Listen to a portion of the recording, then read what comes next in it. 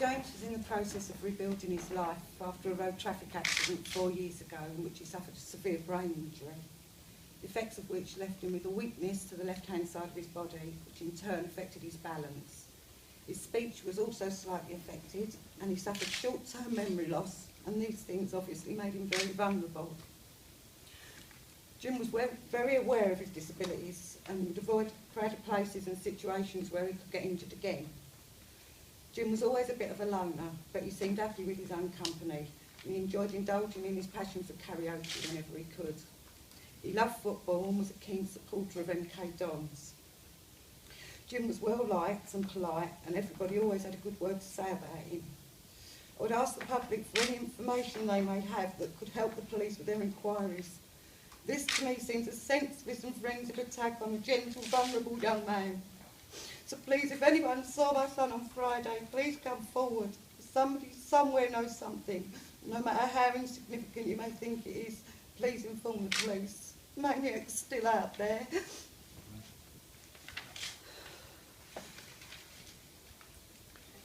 Does anybody have any questions that they would like to ask?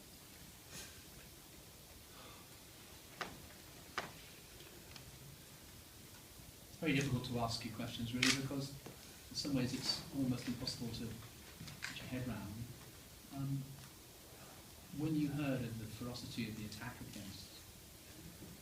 against him, what struck you immediately about that? I'm numb. I'm still numb. There's been so much going on. I don't think I've really taken it in yet. I've not really had time to think about that. I've just wanted to help the police as much as I can, and I'm just still totally numb.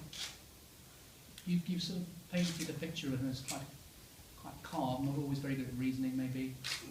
But could he, get hot-tempered and explode at times? Tell us a bit about that. Not really. He's always been very calm and, collected. He never really got that angry about things. He used to get angry with himself more than anything else, because after his accident, he was always pushing, to get better. He'd go outside and, try and jump, things that he couldn't really do. And he'd get angry with himself, but he never seemed to get angry. He never once said that he blamed anything, anyone for the accident. He just got on and done what he'd done. We know the accident was, I think it was 4 years ago, wasn't it? 4 years this month. month. Can you tell us anything about that?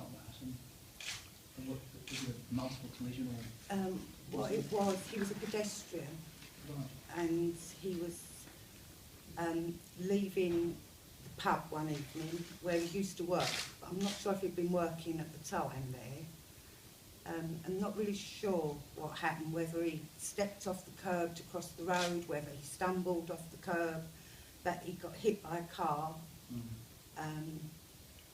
The lady was found not to blame. She was doing 30-mile-an-hour limit. She was, she hadn't been drinking, just one of those things.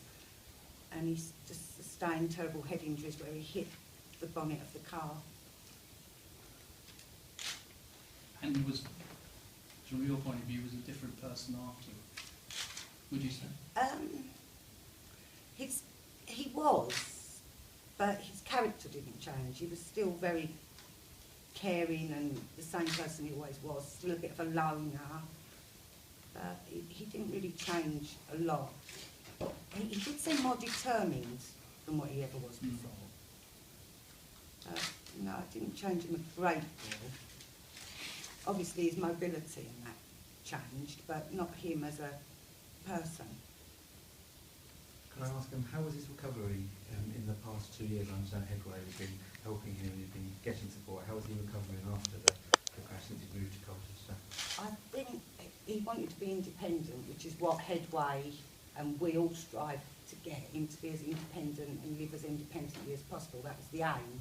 Anyone with a brain injury, you want them to lead a normal life as they can. And I think he'd sort of got about as far as he was going to get. I think they do say 4 years is sort of where they get to the stage where they're going to get as good as they're going to get, even though it can take up to 10 years. And Yeah, but he challenged himself all the time. He wanted to, and Headway really helped him with that.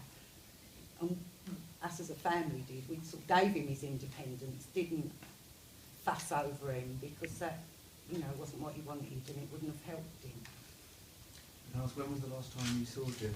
Last time I saw, well, to actually speak to face would have been just after his birthday last year, about October time. CRH, we hear that he's a father of 5. Is he in contact with any of his children? After the accident, he sort of had memory loss, and it sort of wiped out basically 6 years before the accident. When we first mentioned to him, obviously on the advice of the doctors, when we could start introducing little bits of information, he did get his children mixed up and think they were his brothers and sisters. And so, because the children were so young and he didn't really remember them, he hasn't had any contact since the accident now. So, latterly, was he a bit of a stranger to you in some ways? No, because we was always sort of there, and he knew we were always there. And I know Joe spoke to him quite often, messaged and saw him, and he did come out with us once or twice, you know. So, but he always knew we were there. Although he wanted to be independent and lead his own life, and he was 33. He was left to lead his own life, really. He was always very quiet, and even as a child, he was always a little bit cowardly, if you like. You know, if there was a bit of trouble, he'd rather go and hide than be involved in anything that was going on. So he was always very shy and quiet, and he was the same as an adult. Well, Obviously, you've said that you're still numb from this obviously horrific incident. How have you coped as a family since you found out? We've just done what we've had to do, really. We've just sort of stuck together and been in contact, and I've got other family members and lots of friends that have been very supportive. You just sort of get on and do what you have to do, really. It's like you're on autopilot. If there's someone out there that knows what's happened or perhaps potentially knows the killer, would you have a message for them as well? You know, perhaps if they're hiding something. Just come forward. It doesn't matter what it is. If you think it's something silly, if you've got any suspicions about anyone, if you think their behaviour's changed, just come forward and tell the police. That's all. We need to find who done this. How often did he used to go to Castle Park? Was it normal for him to be in that area? It would have been his normal walk from where he lived into town. I mean, I personally don't know the area very well because I don't go into Colchester that much. But I understand from Ashlee, she's at college and been through there a lot, that is the way he would have walked up in town or to the local shop. And it wouldn't have been unusual for James just to suddenly decide, oh, I need a pint of milk or a packet of cigarettes, whatever time of day to go, and that is the way he would have gone to avoid the crowds. And he wouldn't necessarily have walked up, is it North Hill? Because he would have said it's too steep because his balance was, he'd have preferred the park because he liked the river and things like that. So that's the way he would have gone. anyone else? Adam? Do you think his vulnerability may have made him a target? I can't see why, because a normal person wouldn't pick on a vulnerable person, but I suppose you do get people out there that think it's fun to pick on the person that's different.